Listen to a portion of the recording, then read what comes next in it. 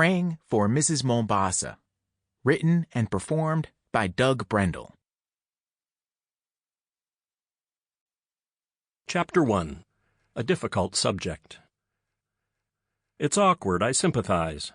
Certain topics are simply not comfortable for discussion.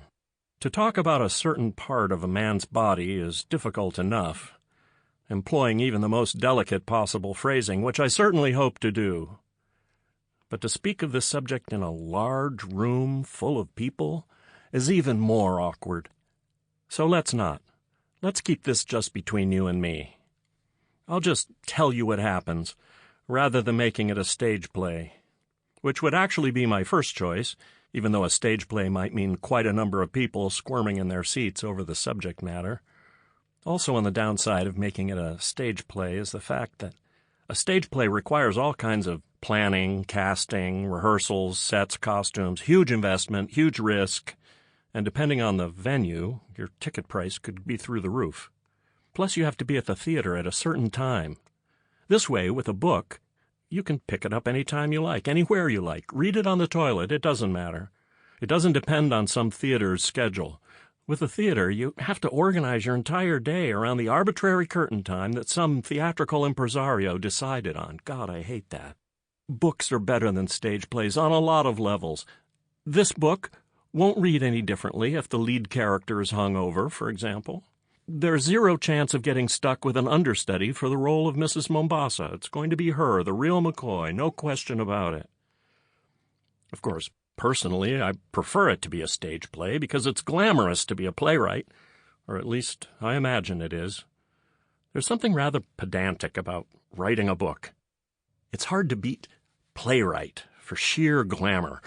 Opening night parties, bow tie dangling nonchalantly, reading the first reviews at Sardi's. But no, this is just a book. Sure, in spite of the potentially awkward subject matter, this might have been a stage play, and I might have been a playwright, if it weren't for several unfortunate factors, not the least of which is I can never decide when to lay off with the stage directions.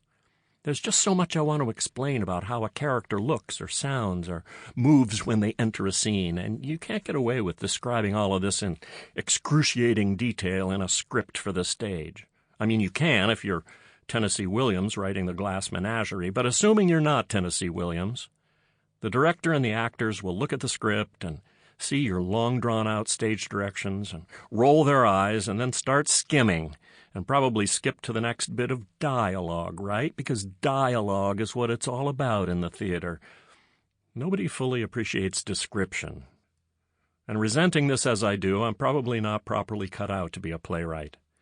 I should probably settle for just writing a novel, which is exactly what I'm doing for the moment, if you can call this a novel. Anyway, I'll tell you what I know, and what I think I know, and what I'm sure I don't know.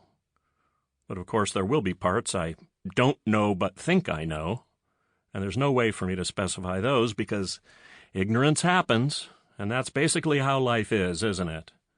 So much for the omniscient narrator. So, here.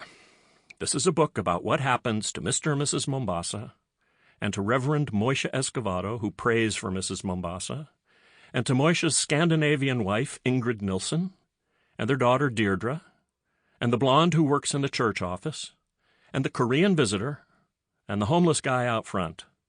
Oh, and Mona. That's more or less everybody. Good luck. Chapter 2. Forceful. I hope this won't offend you. I realize it's sort of a stereotype, but Mr. Shomari Mombasa is big, black, and beautiful. Also forceful.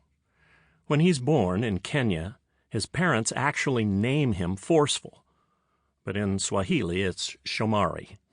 And you know how these things go. You name a kid, then you unconsciously raise the kid to become what the name indicates, or at least this is what I've read in certain magazines.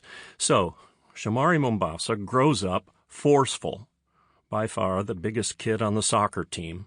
Of course, in Kenya they call it football, but Americans know full well this is not football, it's soccer. Shomari Sample complete. Ready to continue?